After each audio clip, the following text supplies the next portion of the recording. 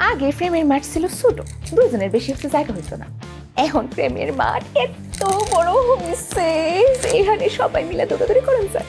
আমি চাই মানুষ আমার প্রেমে পড়ুক, কিন্তু আমি আবার এটাও চাই যে আমি যেন রাজি না হই। আসসালামু আলাইকুম এভরিওয়ান, আশা করি আপনারা সবাই ভালো আছেন। আমি সঞ্জয়া তাসনিম, স্পটলাইটের লগে আছি আপনার লগে। জয়া আহসান আপু, ওনার অনেক বড় ফ্যান। আমি নিজেকে ফ্যান বলি না, আমি লিটারেলি বলি আমি ওনার প্রেমিকা। চৌধুরী সাহেব, আমরা গরিব হতে পারি কিন্তু আমরা ছোট লোক না। না, আমি বিয়ে করবো না, বিয়ে পোজ দিয়ে রাখবো। আমার আগে খেলা দেখতে হবে। আমি ডাই হার্ড ফ্যান আর্জেন্টিনার, কিন্তু আমি কাউকে পুশ করতেছি যে ব্রাজিল পড়ো। তো ওয়ার্কের ক্ষেত্রে তো আমি ব্রাজিলের জার্সি পরেও ফুটবল নিয়ে ধরেন মাঠে নেমে যেতে পারবো।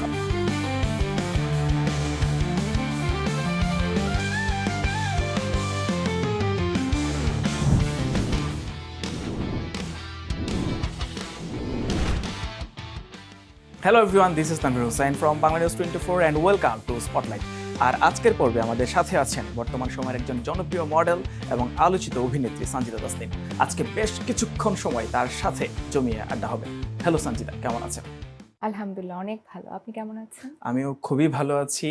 আর আজকের শোতে আপনাকে পেয়ে একটু বেশি ভালো লাগছে। আর আপনি শাড়ি পরে এসেছেন, এই জন্য আরো বেশি ভালো লাগছে। Thank you. আপনার কিন্তু খুবই সুন্দর লাগছে। Thank you so much. আমি শুরুতেই একটু জানতে চাইবো, আপনি একটি রিয়েলিটি শো থেকে আজকের সঞ্জিদা, রিয়েলিটি শো থেকে এসে নাটক করেছেন, ওয়েব সিরিজে কাজ করেছেন। আমি এই জার্নিটা একটু জানতে চাইবো। আর রিয়েলিটি শো এর জার্নিটা যদি আসলে আমি শেয়ার করতে যাই, তাহলে আসলে আমি প্রথমত জানতামই না যে আমি একটা রিয়েলিটি শো এর অডিশন দিতে যাচ্ছি। আমি জানতাম যে আমি একটা সিনেমার অডিশন দিতে যাচ্ছি, যেখানে নিউ ফেস ওনারা চাচ্ছিলেন। আচ্ছা। তো আমি যখন অডিশন দিলাম, ইয়েস কার্ড পেলাম, বের হলাম, দেন যখন পেপার ওয়ার্ক করতে গেলাম, তখন আমি জানতে পারলাম ও আচ্ছা, এটা একটা রিয়েলিটি শো না, আমি অলরেডি সিলেক্টেড। পরে চিন্তা করলাম ওকে ফাইন, আমি এমনি তো তখন এত বেশি হাতে কাজ ছিল না, নতুন নতুন তখন মাত্র অভিনয়টা করার চেষ্টা করছিলাম। মনে হয় আচ্ছা লেটস সি, আসলে কখনো তো রিয়েলিটি শো করিনি, কি হয় দেখি। দেখতে দেখতে দেখতে দেখতে আসলে 4 মাস পার হয়ে গেল, উইনারদের মধ্যে একজন হলাম। তখন ব্যাপারটা আমার কাছে খুবই স্বপ্নের মতন মনে হয়। বাট আসল কম্পিটিশনটা যদি বলেন, তাহলে আর কি এটা এখন ফেস করছি। রিয়েলিটি শোটা আসলে কিরকম ধরনের ছিল? এখানে কি করতে হয়েছিল যে আপনি কম্পিটিশনের মাধ্যমে এসেছেন? এখানে তো আসলে আমাদেরকে অনেক ধরনের অ্যাক্টিভিটি করানো হয়েছে। সেখানে আমাদের যোগা, জিম, ফিজিক্যাল অ্যাক্টিভিটিস, অভিনয়ের উপরে অনেকগুলো সেশন ছিল, অনেকগুলো ক্লাস ছিল। তারপর ডান্স, আধুনিক ডান্স, আবার পুরনো ডান্স, ক্লাসিক্যাল, সব কিছু মিক্সড ছিল। তো অনেক কিছু আসলে, ইভেন তো কীভাবে কথা বলবো, ইন্টারভিউসগুলো কীভাবে দিব, কীভাবে সাংবাদিকদেরকে ফেস করব। সো অনেক কিছু শেখানো হয়েছে 4 মাসে। ডান্স করতে হয়েছিল? হ্যাঁ হ্যাঁ, অনেক ডান্স করেছি। ডান্স পারেন? আমি ডান্স কখনো শিখিনি প্রাতিষ্ঠানিকভাবে, কখনোই শেখা হয়নি। আচ্ছা। ছোটবেলা আমার মায়ের কাছ থেকে ডান্সটা দেখে দেখে নিজের মধ্যে আনা আর কি। তো আমার মা নাচ করতে খুব ভালোবাসতেন। তো আমি দেখতাম যে ওই ছোটবেলা মাঝে মধ্যে আম্মুকে নাচতে দেখতে খুব ভালো লাগতো, চোখে ভালো লাগা থাকে না, ওইটা খুব ভালো লাগতো। তো ওখান থেকে নিজে নিজে চেষ্টা করতাম, একা একা একা একা। That's it. কিন্তু আপনি সোশ্যাল মিডিয়াতে তো এখন এই যে ওয়ার্ল্ড কাপ চলতেছে, এর মধ্যে আপনার বেশ কিছু নাচ ভালো ভিউ হচ্ছে, অডিয়েন্সের কাছেও ভালো রিচ পাচ্ছে। তো তার মানে নাচ মোটামুটি ভালোই জানা আছে। সত্যি বলতে এটার জন্য আমি থ্যাঙ্কস জানাই স্টার হান্টকে, কারণ এতটুকু সাহস আমার কখনোই ছিল না। যদিও আমার জীবনের প্রথম আমি একটা ডান্সই করেছিলাম ক্যামেরার সামনে, কিন্তু সেটাও আমার অনেক ছোটোবেলার কথা। তারপর আসলে কখনোই আমি ক্যামেরার সামনে ওরকম কিছু করিনি। বাট স্টার হান্টের কারণে এখন অনেক সাহস পাই। সো এখন মনে হয় যে স্টেজে খুব ইজিলি ডান্স করতে পারবো। এটা শোনার পরে তো অডিয়েন্সের একটা ইচ্ছা থাকবে যে এই শোতে আপু আসছে, কিন্তু সোশ্যাল মিডিয়াতে আপু নাচ দেখে কিন্তু এই শোতে একটা নাচ দেখার ইচ্ছা প্রকাশ করতে পারে। না না, তখন তো আমার সোশ্যাল মিডিয়া থেকে ওনারা বের হয়ে আসবেন। সো আমি চাই যে সবাই আমার সোশ্যাল মিডিয়াতেই থাকুক। আচ্ছা, ওকে, ঠিক আছে। গানও হবে, নাচও হবে, সবকিছুই হবে। তার মধ্যে জানতে চাইবো যে আপনি যেটার মাধ্যমে আলোচনায় এসেছেন এখন, সেটা হচ্ছে ক্যাকটাস, একটা ওয়েব সিরিজ। তো ক্যাকটাসে কাজ করার অভিজ্ঞতা নিয়ে একটু জানতে চাইবো। ক্যাকটাসটাতেও আসলে আই এম দ্য পারসন যেখানে একদম লাস্ট মোমেন্টে যে অডিশন দিয়ে সিলেক্ট হই, এবং সেখানের যে ডিরেক্টর ছিলেন উনি আমাদের স্টার হান্টের অলরেডি যাচ্ছিলেন, শিহাব শাহিন ভাইয়া। তো আমার জন্য আসলে খুব ভয়ের ছিল, যা ওই সময়টা আসলে খুব ভয়, আমার হাঁটু কাঁপতো যে স্যার, কারণ 4 মাস শুধু আমি নাম্বারই পেয়ে আসছি ওনাদের হাত ধরে, এবং ঝাড়ি খাওয়া বা জাজ করা এই ব্যাপারগুলো।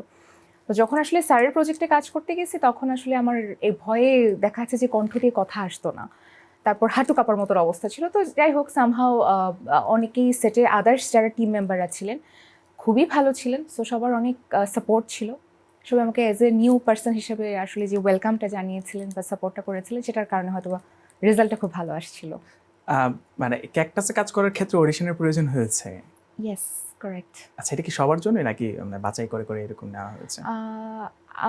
আমার আমার জানা মতো যে অনেকেই অডিশন দিয়েছিলেন, ইভেন তো আমাদের স্টার হান্টেরই আরও অনেক স্টুডেন্টরাই ওখানে অডিশন দিয়েছিলেন।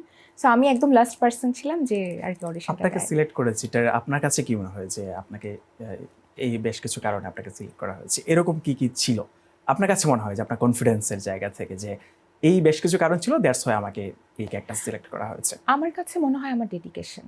আমার না আমি হচ্ছে আমার আমার যে কোনো একটা কাজের নেশাটা খুব বেশি মাত্রায় কাজ করে। যখন আমি কোনো কাজকে ভালোবাসি, আমার কাছে মনে হয় যে এটা কমপ্লিটলি আমি হচ্ছে ডান না করা পর্যন্ত আমার শান্তি লাগে না। আচ্ছা, তো আমি দেখা যায় যে আমি দেখা যায় নিজে থেকে একটা অডিশন দিলাম, হয়তো বা আপনার সেটা ভালো নাই লাগতে পারে। তখন আমি আপনাকে আবার জিজ্ঞেস করবো যে ভাই আসলে কোন জায়গাটাতে আসলে কিভাবে চাচ্ছেন, কোন জায়গাটাতে মনে হচ্ছে যে না কমতি।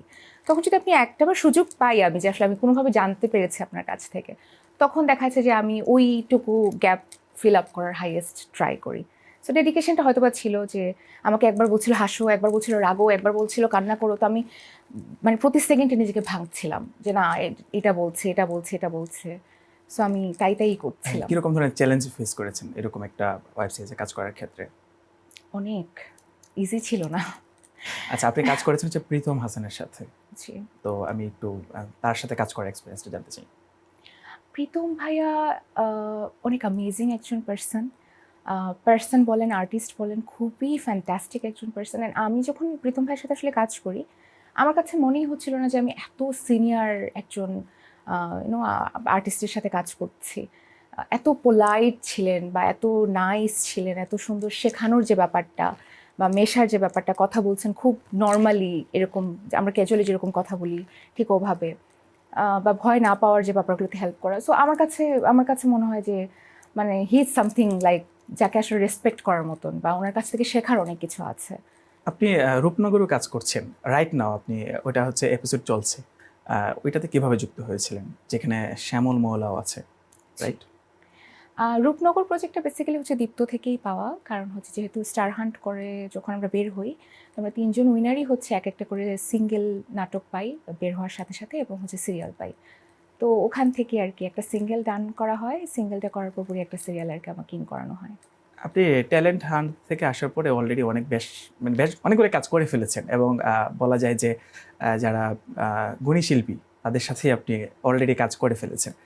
আহ, একই সাথে আপনি কাজ করেছেন জাহির আলভের সাথেও একটি নাটকে, সম্ভবত শুরুর দিকে। যদি একটু জানতে চাই সেই নাটকের কাজ করার এক্সপিরিয়েন্স কীরকম ছিল? আলভি ভাইয়ের সাথে যে কাজটা করি সেটাই আসলে স্টার হান্টের পরে যে সিঙ্গেলটা দীপ্ত, প্রথমটা আমি হ্যাঁ একদমই প্রথম কাজটাই ওইটা ছিল, এবং ওই কাজটার রেসপন্স খুব ভালো আমি পাই। ওইটা থেকেই আর কি মানে দেখা যায় যে ওইটা টিআরপিতে তখন ফার্স্ট বা সেকেন্ড এরকম একটা পজিশনে ছিল। তো আমার ফার্স্ট নাটক হিসেবে আসলে ভিউটাও অনেক বেশি আমি পাই। কাজের এক্সপিরিয়েন্স যদি বলেন, আসলে ওই টাইমে আমার হচ্ছে 104 গায়ে জ্বর ছিল। তো ওই জ্বর নিয়েই হচ্ছে আর কি আমি শুটিং করি, আমার জন্য খুব কষ্ট হচ্ছিল, আমি খেতে পারিনি, কিছু করতে পারিনি। তো তখন আবার সিনিয়র আর্টিস্টদের সাথে, ডিরেক্টরদের সাথে কাজ করাটা একটু ডিফিকাল্ট ছিল আমার জন্য, but I tried my hard আর কি। অলরেডি অনেক ধরনের ডিফারেন্ট কাজ আপনি করে ফেলেছেন, নাটকে কাজ করছেন, ওয়েব সিরিজে কাজ করছেন। আমি ওয়েব সিরিজ নিয়ে একটু জানার ইচ্ছে, কারণ ওয়েব সিরিজে কি হয় যে ধরে নেওয়া হয় যে ওয়েব সিরিজে কাজ করতে হলে একটু সাহসী নারীর প্রয়োজন হয়, বা যারা হচ্ছে ওরকম বোল্ড লোক দিতে পারবে। তো আপনার ক্ষেত্রে বা আপনি ওই সাহসটা দেখিয়েছেন কিনা, বা আপনার কাছে কি মনে হয় যে ওয়েব সিরিজে কাজ করার ক্ষেত্রে বোল্ড লোকের যে ব্যাপারটা থাকে, তো এরকম ধরনের চ্যালেঞ্জ বা এরকম ধরনের কথাবার্তা বা এরকম ধরনের অপরচুনিটি আসছিল কিনা, বা আপনি কিভাবে অ্যাকসেপ্ট করেছেন? হ্যাঁ, আমার কাছে আসছে তো, আমার ক্যাকটাসেই তো ছিল। যেখানে আসলে আমি প্রীতম ভাইয়াকে হচ্ছে অনেক গালিগালাজ করি, অনেক খারাপ ভাষায় গালিগালাজ করি। তারপর হচ্ছে কিছু থাকে, কিছু স্ল্যাংও ইউজ করতে আচ্ছা। হয়েছিল আমাকে। তো ওই টাইমে তো ওইটা আমার জন্য, আমি ভয়ে তো একদম বললাম না, একদম অবস্থা খারাপ ছিল। কিন্তু তারপরে আমাকে সেটা করতে হয়েছিল। আপনাকে ইউজ করতে হয়েছে? হ্যাঁ, কেমন হ্যাঁ। ধরনের স্ল্যাং? খুব বেশি নাকি কিরকম ধরনের ছিল? এখন আমি কি বলবো আসলে? আমরা এখন আমি কেটে দেবো বলবো যে সবাইকে ক্যাকটাস দেখার থাকে জন্য। না, ওরকমটা করে দিব। হ্যাঁ, আপনি বলেন কিরকম ধরনের থাকে না snacks? আমাদের বাঙালিরা কি হয় যে এটার বাচ্চা ওইটার বাচ্চা বলে তোমরা আসলে গালি দিই, রাইট? আচ্ছা, আপনি কি রিয়েল লাইফে এরকম গালি দিতে পারেন ফ্রেন্ড সার্কেলে বা কারোর সাথে? ডিপেন্ড করে। আচ্ছা, ধরেন আপনার একজন ফ্রেন্ড আপনার সাথে খুবই বাজে একটা কাজ করছে, তো আপনি প্রথমে শুরুতে তাকে কেমন ধরনের গালি দিবেন? আমি শুরুতেই কাউকে গালি দিই না, আচ্ছা, এটা হয় না আমার। প্রথমত আমি যদি সে সামনে থাকে তাহলে তো আমি কথাই বলতে পারবো না। আচ্ছা। আমার আমার বেশি রেগে গেলে আমি কথা বলতে পারি না। যদি দূরে থাকে হয়তো আমি হাইয়েস্ট ফোন করবো, ফোন করে বলবো যে তুই এটা কি বলছিস, কেন বলছিস। সো যদি তার এক্সপ্লেনেশনের জায়গা থেকে সে আমাকে ওটা ভালো মতন বোঝাতে পারে তাহলে তো আমার রাগ থেমে যাবে। না বোঝাতে পারে তখন হয়তো বা তর্কাতর্কি করে আমি ফোনটা রেখে দিব, দ্যাটস ইট। বাট তখন পর্যন্ত গালিগালাজ হবে না। আচ্ছা, মানে লিমিট, মানে যতটুকু সম্ভব হ্যাঁ, হচ্ছে আপনার। আমার ধৈর্যের লিমিটটা অনেকখানি।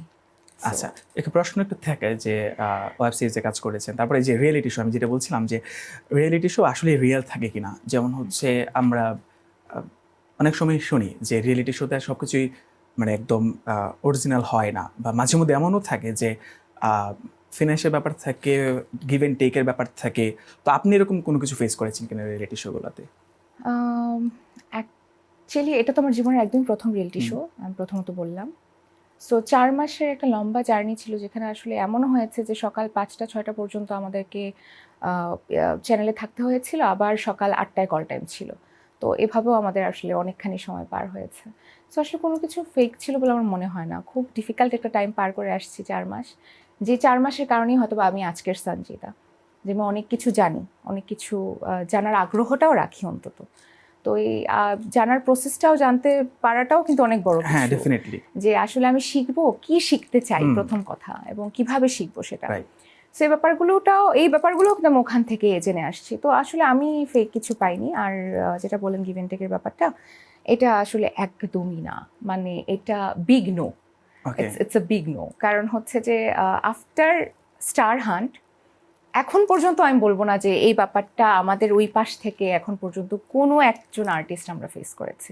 এটা আচ্ছা, আপনার ক্ষেত্রে মানে সবার ক্ষেত্রেই হ্যাঁ, যে হ্যাঁ, কেউ সবার এরকম ফেস ক্ষেত্রে করে নাই? একদম, একদম। আচ্ছা, আমরা যেটা দেখি আপু, যে রিয়েলিটি শো থেকে এরকম ধরনের শোগুলো থেকে বা কম্পিটিশন থেকে আসার পরে যেটা বলে এই মিডিয়া ইন্ডাস্ট্রিতে মেয়েদেরকে আসলে নানা ধরনের প্রস্তাব দেয়, অনৈতিক প্রস্তাবও থাকে। কারণ এই তারা মনে করে যে এখান থেকে আসছে, এক্সপার্ট, স্মার্ট, সব কিছু মিলিয়ে, অবশ্যই নাইস, বিউটিফুল, সব কিছু মিলিয়ে ধরে নেওয়া হয়। তো আপনার ক্ষেত্রে এরকম কিছু হয়েছে কিনা যে এই ট্যালেন্ট হান্ট থেকে আসছেন, তো definitely you are smart and beautiful. তো আপনার ক্ষেত্রে এরকম ধরনের অনৈতিক প্রস্তাব কি কেউ দিয়েছে, এরকম চ্যালেঞ্জ কি ফেস করেছেন কখনো? দেখুন, অনেকেই তো আসলে যেটা বললেন যে অনেকেই আমি চাওয়া না চাওয়াতে আসলে অপোজিটের পার্সনটা আমাকে কি বলবে সেটা সবসময় ডিপেন্ড করে না। তো অনেক কিছু আমাদেরকে ফেস করতে হয়। আর আই থিঙ্ক এটা শুধু মিডিয়াতে না ভাইয়া, আই গেস এটা যে কোনো প্রফেশনেই হচ্ছে আমাদের মেয়েদেরকে কিছু জিনিস ফেস করতে হয়, কমন একটা ব্যাপার এটা। তো এটা আসলে আমার কাছে মনে হয় এটা টোটালটাই হচ্ছে আপনার উপর যে আপনি আসলে জিনিসগুলোকে কীভাবে ডিল করছেন, রাইট। কীভাবে সেগুলোকে রিপ্লাই করছেন, কতটুকু অ্যাকসেপ্ট করছেন, কতটুকু আসলে আপনি ফিরিয়ে দিচ্ছেন।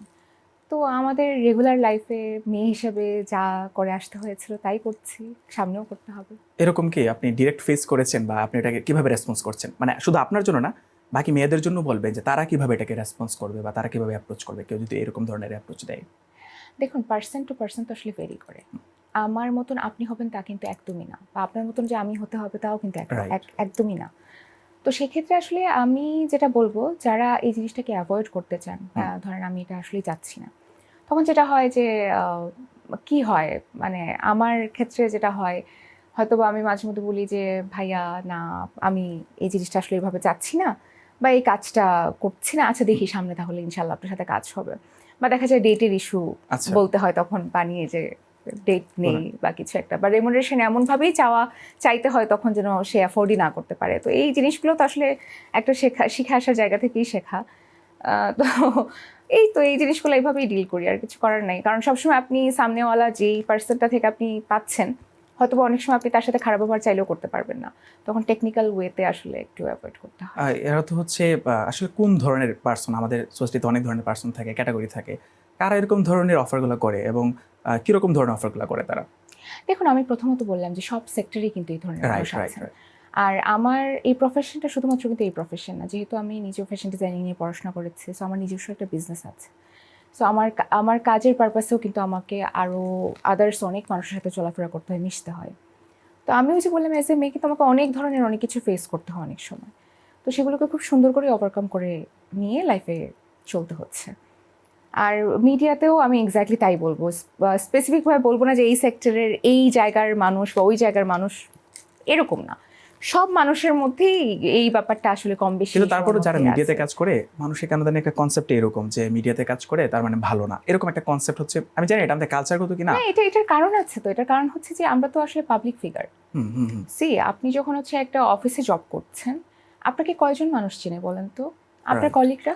আপনি একটা বাসা থেকে বের হয়ে কিন্তু আরেকটা বাসায় এসে ঢুকেন। অফিস তো একটা বাসার মতনই হয়, রাইট? সো আপনি একটা ফ্যামিলি পার করে আরেকটা ফ্যামিলিতে ঢুকছেন, এর বাইরে কিন্তু আপনাকে কেউ আর চিনে না। আপনার গোষ্ঠী, আপনার ফ্যামিলি, এই আপনার office colleague, and that's it. Even তো কলিগদের ফ্যামিলিরাও কিন্তু, ফ্যামিলি পার্সনরাও আপনাকে সবাই চিনে না। তো ওদের দুনিয়াটা অনেক ছোট হয়, যার কারণে ওনাদের সম্পর্কে হয়তো বা কথা বলার মানুষও অনেক কম। আমরা তো আসলে পাবলিক ফিগার হই, আমরা আসলে দিয়েই রাখি আমাদেরকে যে জাজ করার জন্য, একটা ভালো কথা বলার জন্য, একটা খারাপ কথা বলার জন্য। তো আপনাকে সবটুকুই শুনতে হবে ভাইয়া। যখন আমি আপনাকে দিয়েই দিচ্ছি আমাকে বিচার করার জন্য, সো আমাকে শুনতেই হবে আপনার অনেক ধরনের কথা। ওটা অ্যাকসেপ্ট করে নিতে হবে যে নানা ধরনের কমেন্ট, বাজে কমেন্ট তো রেগুলার নিশ্চয়ই পান আপনি। একদমই, আপনি জাস্ট ইগনোর করবেন, দ্যাটস ইট। সবকিছু তো নেওয়া যাবে না। Right, you are so smart. আর আরেকটা ব্যাপার জানতে চাইবো, আপনি তো বাংলাদেশে পড়াশোনা করার পাশাপাশি আপনি চীন থেকেও পড়াশোনা করে এসেছেন। কি বিষয় ছিল সেটা? সেটাও ফ্যাশন ডিজাইনিং ছিল। কেমন এক্সপিরিয়েন্স কেমন ছিল চীনে? এক্সপিরিয়েন্স খুবই ভালো ছিল, কারণ দেশের বাইরে পড়াশোনা করার মধ্যে আসলে মানে যেই ফানটা আসলে থাকে, এটা আই থিঙ্ক দেশের স্টুডেন্টরা আমরা পাই না। বিকজ আমি যেহেতু দুইটাই আমার এক্সপিরিয়েন্স করা, সো আমি আর কি বলবো যে ওই টাইমটা বা ওই সময়টা আমার জন্য খুব লাইফের খুব গোল্ডেন একটা মেমোরি ছিল বা গোল্ডেন টাইম ছিল আমি বলবো। তো এক্সপিরিয়েন্স খুবই ভালো ছিল। অ্যান্ড ওই টাইমে আমি আবার সাইড ইনকামও করতাম, ডাবিং এর কাজ করতাম। ডাবিং কার্টুনে ডাবিং করতাম চায়নাতে। জি। আপনি কি চায়না ভাষা জানেন? এখন প্র্যাকটিস নেই, বাট জানি অল্প স্বল্প। শিওর? হ্যাঁ। ওকে, আপনাকে যদি আমি অ্যানসারগুলো যদি চায়না ভাষায় দিতে বলতাম, তা দিতে পারতেন? না, সেটা পারতাম না, কারণ অনেক বছর রিহার্সাল নেই, মানে প্র্যাকটিস নেই, কারোর সাথে কথা বলা হয় না। আচ্ছা, যদি আপনাকে বলা হয় যে আপনি আমাকে জিজ্ঞেস করবেন যে তানভীর আপনি কেমন আছেন, তাহলে এটা কি হবে চায়নাতে? নি হাও তানভীর। তাই? যদি বলা হয় যে আপনি কেমন আছেন, রিপ্লাইটা কিভাবে দিবেন? না, এখানে আপনি তুমিটা আসলে একইভাবেই অ্যাপ্রোচ। আচ্ছা, ওকে, তো রিপ্লাইটা কেমন আসবে চায়নাতে? হাওমা। তাই? হ্যাঁ। আচ্ছা, ওকে, নাইস। আপনি তো হচ্ছে চায়না ভাষায় ভালো। এছাড়া আপনি হচ্ছে সিলেটের মেয়ে, সিলেটি ভাষা জানা আছে? হ্যাঁ। শিওর? মানে হ্যাঁ, আমার বাবা মা দুইজনই তো সিলেটের। আচ্ছা, আপনি তো সিলেট থেকে গ্রো করেছেন, মানে সিলেটে বড় হয়েছেন? ইন্টারমিডিয়েট পর্যন্ত আমি সিলেটে ছিলাম। আচ্ছা, ওকে। আমরা যেটা দেখি যে সিলেটের ভাষা বলা হয় যে বাংলাদেশে সিলেটে গিয়ে হচ্ছে বাংলা ভাষার মানে মৃত্যু হয়েছে, তারপরে চট্টগ্রামে একটা দাফন হয়েছে। তো সিলেটের ভাষা একটু যদি শুনতে চাই, সিলেটি ভাষায়, ওকে, আমি স্পেস করে দিচ্ছি। আপনি right now you are a presenter আর হোস্ট, রাইট? আপনি সিলেটি ভাষায় ইন্ট্রো করবেন। ওয়াও, যাক, একটা ভালো একটা অভিজ্ঞতা হবে। হ্যাঁ, যদি আসলে ঢাকায় কিছু না করে খেতে পারি, তাহলে আমি সিলেট যাব, সিলেট যেতে পারি, সিলেটি ভাষায় হচ্ছে উপস্থাপনা করবো, এবং প্রথমে আমি আপনাকে ইনভাইট করব। আচ্ছা, ওকে, আমরা ট্রায়াল হিসেবে আজকে নিতে পারি যে সিলেটের ভাষায় আপনি ইন্ট্রো করবেন। ওকে, আমি গেস্ট, রাইট? হ্যাঁ, your host. Okay, fine. So আসসালামু আলাইকুম এভরিওয়ান, আশা করি আপনারা সবাই ভালো আছেন। আমি সঞ্জিদা তাসনিম, স্পটলাইটের লগে আছি আপনার লগে। আমার লগে আজকে আসছেন আমরা খুব স্পেশাল একজন গেস্ট, তানভীর হোসেন ভাইয়া। ওয়েলকাম তানভীর হোসেন ভাইয়া আমরা শো। কিলা আছেন আপনি? ভালো আছেন নি? হ্যাঁ, ভালো আছি। আপনি ভালো আছেন? ও মাই, ওয়া, আমরা তানভীর ভাই খুব ভালো সিলেটি মাত্রা, খুব ভালো লাগে। Please enjoy. কাছাকাছি, আমার বাড়ি হচ্ছে ময়মনসিংহ, নেত্রকোনা। না, তো ময়মনসিংহ সিলেটের কাছাকাছি। ওই যে আমাদের তো আলাদা, মানে ওই ময়মনসিংহের একই অবস্থা, মানে ভাষার একটা বেহাল অবস্থা আছে। তো যাই হোক, ভালো লাগলো সিলেটি ভাষায় আপনি জানেন। Thank you so much. কোন প্রশ্ন করবেন? আপনি যে আজকে আমার লগে বই রইছই, তো আপনার কিলা লাগে আসলে আমার লগে এই যে বইয়া আপনার একটা এপিসোড করলাম আমরা, তো আপনার এক্সপিরিয়েন্সটা, আপনার একটু সামান্য করে একটা অভিজ্ঞতাটা হয় যে আসলে আমার লগে বইয়া আপনি যে মাত্রা গল্প করা কিলা লাগে আপনার? হলে হইছে আপনার দেখে আমার খুব ভালো লাগছে। এটার কারণ হচ্ছে যে আপনি শাড়ি পরে আইছেন, তো মেয়ে মানুষ মানে শাড়ি পরে ফলেই ভালো লাগে, বিরাট ভালো লাগে। তো আপনারা দেখার পরে আমার খুব ভালো লাগছে, ফেসবুকও দেখছি, সুন্দর শাড়ি পরে আসছেন, আইসেন, এটা লাগে আরো বেশি ভালো লাগছে। শুক্রিয়া শুক্রিয়া আর শুক্রিয়া। আজকের এই শোতে আপনি সময় দিতেছেন, এটা আরো আরো বেশি ভালো লাগার ব্যাপার। আর সিলেটি ফুরিয়ে হয়েছে, ওরা তো আপনারা তো সিলেটের বাংলাদেশের লন্ডন কয়। তো আমার কাছে মনে হয় যে দামি মানুষের সাথে বইছি, ভালো লাগতেছে। ও মাই ও মাই, আলহামদুলিল্লাহ। I'm ময়মনসিংহের ভাষা আপনার কেমন লাগে বলেন? ময়মনসিংহের ভাষা ভালো, খারাপ না। কাজ ময়মনসিংহের ভাষা হচ্ছে আমি আমার একটা ছোট বোন ছিল, তো ওই ময়মনসিংহের ছিল, তো দীর্ঘদিন ওর সাথেও আমার থাকা হয়েছে। আচ্ছা, তো আমার কাছে ওই কাছেরই মনে হতো যে হ্যাঁ, যেহেতু 4-5 বছর আমরা একসাথে একটা লম্বা সময় পার করে আসছিলাম, মনে হতো এটা আমার বাসার মতো বাসা। এরিয়া কিন্তু কাছাকাছি হচ্ছে, ময়মনসিংহ দিয়ে শেষে সুনামগঞ্জ আর মোহনগঞ্জ, না কাছাকাছি এরিয়া। এবং আমাদের বর্ডার লাইনটা কি সুনামগঞ্জ? বর্ডার লাইন না, মনে হয় হাওর একটা পার হইতে হয়, একটা হাওর পার হয় সম্ভবত, আমি শিওর না, এরকমই হবে কাছাকাছি। সবাই কমেন্ট করে জানাবেন। হ্যাঁ, ওকে ওকে, আমরা আরো বেশ কিছুক্ষণ সময় আপনার সাথে আড্ডা দিব, ভালো লাগলো। সিলেটের ফুরি, আচ্ছা সিলেটের ফুরি বলে আপনারা যে খান, ওই যে ওই আমরা যেটা খাই সিঙ্গারার সাথে যে পুরি বলি যেটাকে, আপনারা কি বলেন এটাকে? ডালপুরি। ডালফুরি। তো ওইখানে কনফিউশন হয়ে যায় না যে আপনাদেরকে যখন হচ্ছে ওই যে বলা হয় যে ফুরি খাও, তো এই ব্যাপারটা এরকম মিন করে না, উল্টাপাল্টা মিন করে না? না, এটা আগে হতো। হ্যাঁ, আচ্ছা। এখন তো সিলেটিরা আসলে অনেক স্মার্ট হয়ে গেছে। আচ্ছা। আগে তো এত স্মার্ট হয়তো বা ছিল না, তো এখন শিক্ষার হারও বাড়ছে, এন্ড যেহেতু ঢাকার মানুষজন বা ঢাকার বাইরের মানুষজন অনেক যাতায়াত বেড়ে গেছে, যার কারণে এখন জিনিসটা নর্মাল নেওয়া হয়, বাট আগে রিয়েক্ট করতো। আচ্ছা, আপনি কি সিলেটে থাকতেই আঞ্চলিকতাকে অ্যাভয়েড করতে পেরেছিলেন, নাকি ঢাকায় আসার পরে আপনাকে এটা অ্যাভয়েড করতে হয়েছে? না না, তখন থেকেই। আচ্ছা, কাজ আমি অনেক বিতর্কও করতাম, ওকে।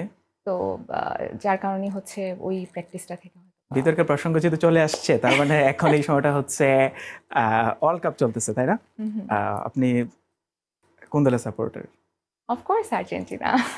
আর্জেন্টিনা তো এখন ভালো ফর্মে আছে, এই জন্য তো বলছেন যে আর্জেন্টিনা, নাকি ডাইহার্ড? নো, একদমই না, একদম Sure. ডাইহার্ড ফ্যান আর্জেন্টিনার। হ্যাঁ হ্যাঁ, আগে থেকেই? আগে আপনার একটা থেকে। অ্যাড দেখলাম, ওই অ্যাডে আপনার বয়ফ্রেন্ড, তাকে আপনি বলছেন সে যেন ব্রাজিলের একটা জার্সি পরে ছবি তুলে, এরকম একটা ব্যাপার স্যাপার। আমি তো শিওর ছিলাম যে আপনি ব্রাজিলের ফ্যান। ও না না, ওইটা একটা টিভিসি ছিল, আচ্ছা। বাট আমি ক্লায়েন্টকে, আমাদের যে ক্লায়েন্ট ছিলেন, আমি ভাইকে অনেক রিকোয়েস্ট করছি, ভাইয়া প্লিজ আমি একটু আর্জেন্টিনার জার্সিটা দিই, প্লিজ আমি একটু আর্জেন্টিনার জার্সিটা দিই। বলে না, এই ব্রাজিলের জার্সিটাই দিতে হবে। এবং আমাদের ক্লায়েন্ট ছিলেন হচ্ছে ব্রাজিল সাপোর্টার, আচ্ছা, সো যার কারণে হচ্ছে উনি আমাকে ব্রাজিলেরটা হচ্ছে ধরায় দেন। এবং আমার যে হিরো ছিলেন অমর ভাইয়া, অমর আমার ফ্রেন্ড হয়, সো অমর হচ্ছে আবার ও আর্জেন্টিনার ছিল, তো ও খুশি যে ও নিজেরটা ও নিজে পরে আসছে, পরে ও খুশি ছিল। কিন্তু আমি শুধুমাত্র আপসেট ছিলাম যে আমি ডাইহার্ড ফ্যান আর্জেন্টিনার, কিন্তু আমি কাউকে পুশ করতেছি যে ব্রাজিল পড়ো তুমি। তো এটা হচ্ছে প্রফেশনের কারণে এই কাজটা করতে হয়েছে। খারাপ হ্যাঁ। লাগে না? ইস, আমি একজন আর্জেন্টিনা সাপোর্টার হয়ে জাস্ট একটা বিজ্ঞাপনের জন্য আমি আমাকে ব্রাজিল হতে হয়েছে। না খারাপ না লাগে না? না, এটা তো টোটালি আমার আসলে কাজ, মানে আমি তো ফান করে তাও বললাম যে হ্যাঁ, আমি আমার ক্লায়েন্ট যে ভাইয়া ছিলেন ওনাকে বলতেছিলাম হ্যান ত্যান, বাট টোটালি এটা আমার ওয়ার্কের ক্ষেত্রে তো আমি ব্রাজিলের জার্সি পরেও হচ্ছে ফুটবল নিয়ে হচ্ছে ধরেন মাঠে নেমে যেতে পারবো। ওকে, আমরা খেলাধুলায় আবার ফিরবো। আমি আরো বেশ কিছু প্রশ্ন একটু আগে করে ফেলতে চাই, সেটা হচ্ছে নাটকে কাজ করেছেন, সিরিয়ালে কাজ করছেন। আমি যদি জানতে চাই যে সিনেমায় কাজ করার অফার এখন পর্যন্ত পেয়েছেন কিনা? হ্যাঁ, পেয়েছি। এখন পর্যন্ত অনেকগুলো অফারই আসছে, অ্যান্ড তার মধ্যে আমি একটা অনুদানের সিনেমা অলরেডি করে ফেলছি। সিনেমা করে ফেলেছেন? অনুদানের সিনেমা, জি। আচ্ছা, ওকে। কোন সিনেমা এটা? এটা হচ্ছে মস্ত বড়লোক সিনেমার আচ্ছা। নাম, যেটা হচ্ছে মেবি আগামী বছর অন এয়ার হবে। ওকে। তো এটা রেজা গালিব ভাইয়ার ডিরেকশনের ছিল, তো ওইটাই আমার ফার্স্ট সিনেমা করা আর কি লাইফে। আর রিসেন্টলি অনেক ধরনের অফার পাচ্ছি, I am still thinking, so let's see. ওই সিনেমাতে কেমন ধরনের চরিত্র ছিল আপনার? ওইটা আসলে একদমই গল্প ভিত্তিক হয় না, মানে ওই রকম কমার্শিয়াল টাইপের তো হয় না যে আচ্ছা। নায়ক নায়িকা প্রেম করছে, গান হচ্ছে, নাচানাচি হচ্ছে, ওরকম না। খুব সুন্দর একটা ছোট্ট বাচ্চার উপরে গল্পটা, তো পুরো গল্পটাই ওর উপরে। আর আমরা যারা যারা ছিলাম আর কি, তো ওখানে মানে হিরো হিসেবেও ছিলেন, মানে কো আর্টিস্টও ছিলেন হচ্ছে আপনার প্রান্ত দস্তিদার ভাইয়া। আচ্ছা, ওকে। যেহেতু অভিনয়ে চলেই গেছেন, অভিনয় করছেন এবং ভালো করছেন, সিনেমা অলরেডি করে ফেলেছেন, আপনি আসলে অভিনয়ে কাকে অনুসরণ করেন সিনেমা বা অভিনয়ের ক্ষেত্রে, অ্যাক্টিং এর ক্ষেত্রে? দুইজন মানুষকে আমি ফলো করি। একটু সিনিয়র যদি বলেন, মানে যার জন্য আসলে আমি আমি বলবো যে যার প্রেমিকা আমি, কোনো মহিলার যদি প্রেমিকা হতে পারি তাহলে এটাই আর কি বলবো। আচ্ছা, সেটা হচ্ছে জয়া আহসান আপু। ওকে। ওনার অনেক বড় ফ্যান আমি। আমি নিজেকে ফ্যান বলি না, আমি লিটারেলি বলি আমি ওনার প্রেমিকা। তো আমি ওনাকে যতবার দেখি আমার কাছে মনে হয় যে আমি প্রেমেই পড়ি ওনার। আচ্ছা, তো ওনার কাজ, ওনার কথা বলা, ওনার হাঁটা চলা, ওনার রেগুলার লাইফস্টাইল, অনেক কিছু, সবকিছু আমার ভালো লাগে। And আমি অনেকটাই ওরকম, তো যার কারণে আসলে আমার অনেকটাই জুনিয়র ভালো হাসানকে লাগে। পুরোপুরি ভাবে ফলো করা হয় তার মতো। হ্যাঁ হ্যাঁ হ্যাঁ, মানে অনেকটা আমার মধ্যেও কিছু কিছু স্বভাব ওনার আছে বিদ্যমান অলরেডি, সো আমি ওইটার জন্য আরো বেশি ভালো লাগে, আমাকে অ্যাট্রাক্ট করে ওনার ওনার সাথে দেখা ক্যারেক্টারটা। হয়েছে কখনো আপনার? এই সৌভাগ্যটা কখনো হয়নি। আচ্ছা, যদি দেখা হয় শুরুতে কি বলবেন ওনাকে? আমার কাছে কেন জানি মনে হয় যে ওনার সাথে যদি আমার দেখা হয় তাহলে যে শাহরুখ খানের সিনেমার মতন হবে, যেখানে হচ্ছে ওই যে একটা একটা সিন থাকে যেখানে দীপিকা পাদুকোন হচ্ছে শাহরুখ খানকে দেখে তারপর অজ্ঞান হয়ে পড়ে যায়। আচ্ছা, তা আমার কাছে মনে হয় যে এমনটাও হতে পারে, আমি এতটাই আসলে তাকে ভালোবাসি বা এতটাই হচ্ছে পূজনীয় উনি আমার জন্য আর কি। উনি একজন, আর আরেকজন যদি বলেন তাহলে হচ্ছে নাজিফা তুষি আপু। ওনার অ্যাক্টিং আমার প্রচন্ড পছন্দ, এবং উনি যেভাবে আসলে উনিও আসলে যেভাবে কথা বলে, তারপর হচ্ছে ওনার মানে কাজকর্ম, ওনার চলাফেরা, উনি যেভাবে আসলে মিডিয়া ফেস করে, এই প্রতিটা জিনিস ওনার এই জিনিসপত্রগুলো আমার খুব ভালো লাগে সবকিছু। Okay fine. যেহেতু আপনি অভিনয়ে চলে গেছেন, আমরা একটু দেখার চেষ্টা করব যে অভিনয় আপনার কেমন হয়। আর যদি আপনাকে মিমিক্রি করতে বলা হয় কয়েকজনকে, একজন চিত্রনায়িকা খুবই ফেমাস শাবনূর, যদি বলা হয় যে শাবনূরের মিমিক্রি করতে, ওহ মাই গড! মনে আছে এরকম কোনো ডায়লগ আপনি- বা কাছাকাছি? পুরোপুরি তো মুখস্থ রাখা সম্ভব না, তারপরে যদি মনে হয়। কিন্তু আপনি কি বুঝতে পারছেন যে আপনি বাংলাদেশের একজন লিজেন্ডারি হচ্ছে আর্টিস্টের মিমিক্রি করতে বলছেন? এটা আমার জন্য খুব ডিফিকাল্ট। আগেই সবার কাছে ক্ষমা চেয়ে নিচ্ছি, কারণ এটা অনেক সাহসিকতার কাজ। একজন অভিনেত্রী হিসেবে তাদেরকে অনুসরণ করা হয় এবং একজন লেজেন্ডারি আর্টিস্ট, তো দ্যাটস ওয়াই তাদেরকে তো অনুসরণ করা হয়, সেই জায়গা থেকে তো মিমিক্রি করা যেতে পারে না, সেটা করা যেতেই পারে, কিন্তু বা তার মতো করে অভিনয় করে দেখালেন। থাকে না, এত হ্যাভি একজন অভিনেত্রীকে মিমিক্রি করবো, এটাও মনে হয় যে নিজের যোগ্যতা বোধহয় হয়নি এখনো, এরকম ফিল হয়। আচ্ছা, আমার একটা সিনেমা খুব পছন্দের ওনার এবং মৌসুমী আপুর অলসো, তো ওই সিনেমার থেকে আর কি একটা ডায়লগ, ছোট্ট একটা ডায়লগ আমি দিতে পারি। আগে প্রেমের মাঠ ছিল ছোট, দুইজনের বেশি হচ্ছে জায়গা হইতো না, এখন প্রেমের মাঠ এত বড় হয়েছে যে এখানে সবাই মিলে দৌড়াদৌড়ি করেন যায়। এরকম যে অসংখ্য প্রেম করার অপরচুনিটি।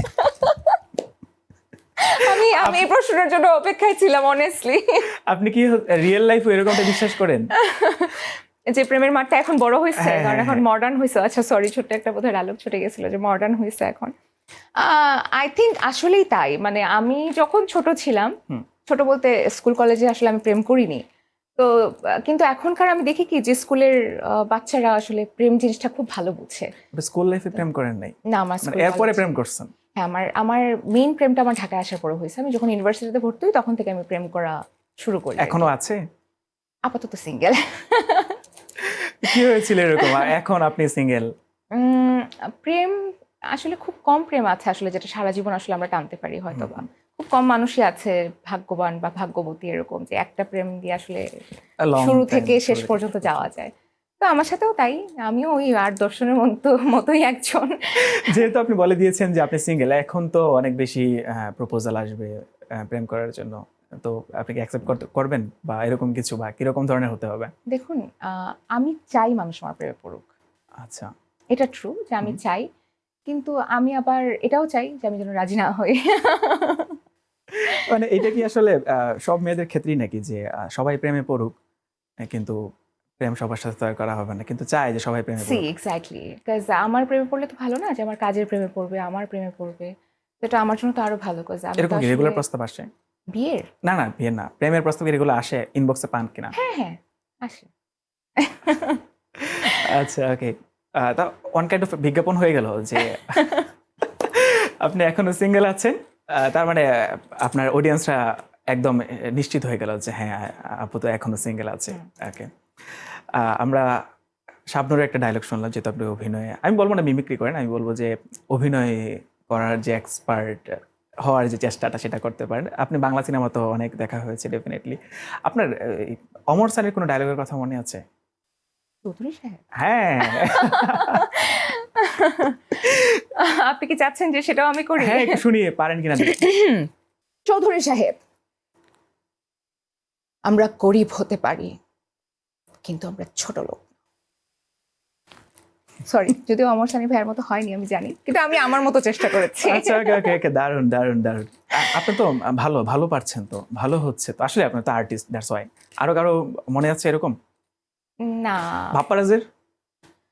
পাপ্পারাজ ভাইয়ার নাম, ওনার টোনটাও ডিফারেন্ট, খুব একটু কাদু কাদু টোন। ভাপ্পারাজ একটা বিখ্যাত গান আছে, গানটা মনে আছে? কোনটা বলেন তো? ওই যে ওই সিনেমাতে চাচা হেনা কোথায়, হুম হুম হুম হুম হুম হুম। মনে নাই? চলে যায় গানের পাখি চলে যায়, না, ধরতে পারিনি আমি এখনো। প্রেমের সমাধি ছিল। প্রেমের সমাধি সিনেমা দেখা হয়েছে, আমার নামটাও জানি, ওকে, কিন্তু এত ছোটবেলার সো গান তো মনে থাকবে না ভাই। আমি তো আমার কিন্তু কোনো অসুবিধা নাই। আপনার অভিনেতা, যদি আমরা নাজিফা তুষির, আপনি অভিনয়ের কথা বলেছেন, নাজিফা তুষির অভিনয় আপনার ভালো লাগে। নাজিফা তুষির এরকম কোনো ডায়লগ মনে আছে যেটা আপনার কাছে দাগ কেটে গেছে? হ্যাঁ, আপুর তো অনেকগুলো কাজই, আমি আসলে আপুর অলমোস্ট সব কাজই আমার দেখা। হুম। বিকজ যেহেতু বললাম যে ওনার কাজ আমার ভালো লাগে, ওনার অ্যাক্টিং এর টাইপটা আমার খুব ভালো লাগে। তো যার কারণে কম বেশি অনেক কিছু দেখা। লাস্ট সিনেমাই হচ্ছে রোহিত। তো রোহিতের একটা বোধহয় প্রমোশনাল কাজও আমি করেছিলাম। তো রোহিতেরও হচ্ছে ওখানে কিছু এক্স্যাক্টলি কিছু ডায়লগ, মানে একদম অ্যাজ ইট ইজ বলতে পারবো না, বাট কিছু জায়গা খুব মনে আছে। সাধুকে সে বলে, ওকে ফাইন, আপনি তাকে তো অনুসরণ করেন। সাধু রাক্ষস Definitely. স্ত্রী। Thank you so much. আমরা আহ, অভিনয় শুনলাম, দেখলাম, আমরা গান শোনাটা বাকি থাকলো আর কি, গান শোনা হয়নি। অসুবিধা নেই, আমরা চলে যাব শেষে। শেষে গান থাকবে, নাচও থাকতে পারে। আমরা যাব, যেহেতু ওয়ার্ল্ড কাপ চলতেছে, আমরা র্যাপিড ফায়ারে যাব। জাস্ট খুব বেশি সময় পাবেন না, আপনি শুধু অ্যান্সার করতে হবে আর কি, বলবো আর আপনি অ্যান্সার করবেন, খুব দ্রুত অ্যান্সার করতে হবে। খুব ভয়ের একটা মানে আপনি তো আর্জেন্টিনার ফ্যান, ওয়ার্ল্ড কাপে আপনি হচ্ছে নাচানাচি প্রচুর করছেন এবং ডাই হার্ট ফ্যান, আপনি ফেসবুকে পোস্ট দিচ্ছেন নিয়মিত এবং খেলা নিয়ে আপনি খুব আশাবাদী। এবার আর্জেন্টিনা বিশ্বকাপ নিবে? ইনশাআল্লাহ। শিওর নিবে? পজিটিভ তো থাকতেই হবে। হ্যাঁ, ওই যে আর্জেন্টিনা যেহেতু হচ্ছে ওই যে আমরা তো FIFA অলরেডি team। উইনার, আমরা তো অলরেডি চ্যাম্পিয়ন। আর্জেন্টিনা যে বলা হয় যে ফিফার টিম, বা দেখেন এখন বলে না আঙুর ফল না খেতে পারলে আসলে টক লাগে, সো এটা খুব স্বাভাবিকত একটা ব্যাপার। এখন যদি আপনি সেটাকে এভাবে একভাবে দেখা যায়, আর আরেকভাবে যদি আপনি দেখেন যে ফিফার টিম যদি বলা হয়, তাহলে শুধু আর্জেন্টিনাই কেন, অনেক টিমই তো আছে, কেন ওরা ওন করতে পারলো না? তাহলে আর্জেন্টিনাতে এমন কি আছে যেটা আসলে ফিফা ওন করে? অনেক টাকা পয়সা আছে। আলহামদুলিল্লাহ। সো তাহলে আমার কথা হচ্ছে যে বাকিদেরও তো টাকা পয়সা আছে, ইউজ করেন আপনারা টাকা, আপনারাও কেন ইউজ করছেন না? করেন। না, খেলাধুলার আগে তো যে আর্জেন্টিনার এই যে আর্জেন্টিনার যে ফিফাকে দেওয়া হয়, যে ধরেন যে গোল হচ্ছে না, পেনাল্টি পাচ্ছে না, তখন তাকে টাকা পাঠানো হয়, তারপর হচ্ছে তারা। তাই হ্যাঁ, আপনি আপনি আই কখন বেশ আমার কাছে ওই পরিমাণ টাকা থাকতো আমিও আপনি পাঠাতাম। পাঠাইতেন? আমিও পাঠাতাম। ওকে, এটা তো ব্রাজিল ফ্যানরা সবসময় বলে আপনাদেরকে। হ্যাঁ হ্যাঁ বলে, কিন্তু ওদেরকে তো আর কম পচাই না আমরা, এটা তো মরে যাওয়ার মতন অবস্থা। ঝগড়া হয় আপনার ফ্রেন্ডদের সাথে? প্রচুর সিরিয়াস লেভেলের ঝগড়া হয়। মানে কিছুদিন আগে একটা ফ্রেন্ডের সাথে আমার 2 দিন কথাই হয়নি। এই খেলার ইস্যু নিয়ে? হ্যাঁ, এত সিরিয়াস হয়ে গেছে ব্যাপারটা, সো 2 দিন কথাই হয়নি আমাদের মধ্যে। আচ্ছা, ওকে, আমরা র্যাপিড ফায়ারে যাই। যেহেতু আপনি এখনো সিঙ্গেল আছেন, বিজ্ঞাপন দিয়ে দিয়েছেন, হয়তো বা বয়ফ্রেন্ড হইতেও পারে, তারপর আমি জানতে চাইবো যে মেসি নাকি বয়ফ্রেন্ড? মেসি। আর্জেন্টিনা হারলে কত ঘন্টা মোবাইল ফোন বন্ধ রাখবেন? না, মোবাইল ফোন বন্ধ রাখবো না। ব্রাজিল সাপোর্টারকে বিয়ে করা যাবে? জানি না। যদি আপনার হাজবেন্ড ব্রাজিল সাপোর্টার হয় তখন কি করবেন? ঝগড়া না হলেই হলো। আগে থেকে কি যাচাই করে নেবেন ও কোন কোন দলের সাপোর্টার? সুযোগ থাকলে সেটা ডেফিনেটলি করে নিব। আচ্ছা, ওকে। আপনি তো মেসির ফ্যান, রাইট? মেসি যদি অপশন নিয়ে নেয় তারপরে কার ফ্যান হবেন?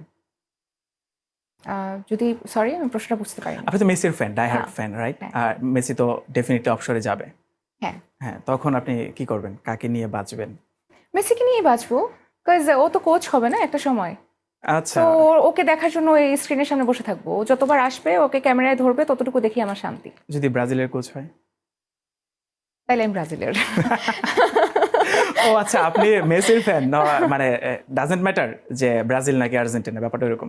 না, অ্যাকচুয়ালি হচ্ছে মানে মেসি তো আসলে শুরু থেকে আমরা আর্জেন্টিনার সাথে মেসিকে দেখতে দেখতে এখন আসলে দুইটা কম্বো হয়ে গেছে। দুইটা ছাড়া আসলে এখন আর ভাবা যায় না। ওই ব্লু অ্যান্ড হোয়াইট কালারটার প্রতি একটা ভালোবাসা আসলে চলে আসছে। শাড়ি পরে এসেছেন আপনার বাসায়, শাড়ির কালেকশন বেশি নাকি আর্জেন্টিনার জার্সির কালেকশন বেশি? শাড়ির কালেকশন আচ্ছা, কতগুলো শাড়ি হবে? হবে 2-300। 200-300 শাড়ি? হ্যাঁ। আপনি কি এত পছন্দ করেন শাড়ি? হ্যাঁ। এত শাড়ি গিফট করে কেউ? না, আমার ম্যাক্সিমাম আমার মায়ের। আমার মা, আমার নানুরও শাড়ি আছে আচ্ছা, এবং আমার মায়েরও হচ্ছে নানুর শাড়ি আছে। ওকে ওকে ফাইন। আচ্ছা, আপনি শো শেষ করলেন, মেসেঞ্জারে চেক করলেন, চেক করে দেখলেন যে মেসি আপনাকে মেসেজ করেছে। I wish. তার রিপ্লাইটা কি দেবেন? ধরেন যে সে দিল, হাই সঞ্চিদা। আমি বোধহয় একটা রচনা লিখে পাঠাবো। ওকে, আর্জেন্টিনা যদি হেরে যায়, ফ্রেন্ডটা তো পচাবে, ঝগড়া করবেন নাকি ঘুমাবেন? ঝগড়া করবো। ঝগড়া করবেন? হ্যাঁ। একটু ভালো ঝগড়া পারেন না? হ্যাঁ, ফ্রেন্ডদের সাথে ওই যে বললাম ডিবেট করতাম। আপনি আচ্ছা, ধরেন মেসি সাথে দেখা করার একটা অপশন থাকলো এবং ওয়ার্ল্ড কাপ দেখারও একটা অপশন থাকলো, মানে টিকিট আর কি। তো আপনি কোনটা বেছে নেবেন? মেসি। মেসি? হ্যাঁ। খেলা দেখার জন্য মেসি ইম্পর্টেন্ট, রাইট? হ্যাঁ। ওকে ওকে। ধরেন বিশ্বকাপের ফাইনাল আর্জেন্টিনা আছে, মানে মেসি খেলবে। কোনোভাবে আপনার ওই দিন বিয়ের ডেট ইম্পসিবল, কিভাবে সম্ভব? এটা হয়ে হবে গেল, না। হতে পারে না যে বিয়ের ডেটও পড়লো ওই দিন, মেসির খেলা ওই দিন, তো কোনটা বেছে নেবেন? না না, আমি বিয়ে করবো না, বিয়ে পোজ দিয়ে রাখবো আমি। আমার আগে খেলা দেখতে হবে। আচ্ছা, ওকে, লাইফে খেলাটাও ইম্পর্টেন্ট বিয়ের চাইতে। ওকে, মেসির সাথে যদি আপনার দেখা হয়, বাংলাদেশে কিন্তু একবার আসছিল, মনে আছে? হ্যাঁ। সুযোগ পেয়েছিলেন ওই সময় খেলা? ওকে ফাইন, অসুবিধা নেই। যদি দেখা হয়ে যায় আবারও, তো শুরুতেই দেখা হওয়ার পরে কি বলবেন তাকে? I love you Messi.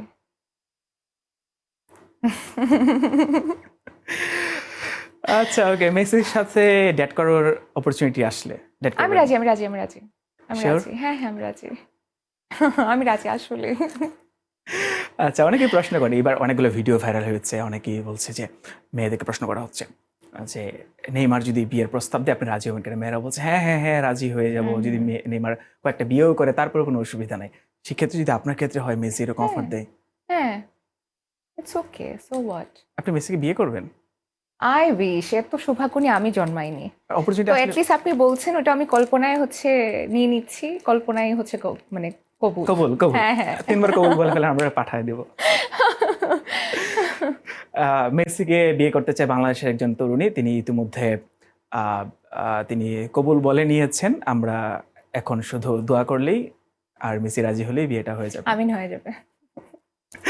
Okay okay fine, thank you এই যে আমি সো আজকে এই জন্য মাচ। লাল শাড়ি পরে আসছি। বিয়ের প্রিপারেশন। মেসিকে বিয়ে করার জন্য বাংলাদেশের একজন তরুণী ইতিমধ্যে শাড়ি পরে রেডি হয়ে আছেন। দর্শক আমাদের সাথে থাকুন, পরবর্তীতে বিয়ের দাওয়াত অবশ্যই, দাওয়াতটা দিয়ে দেন।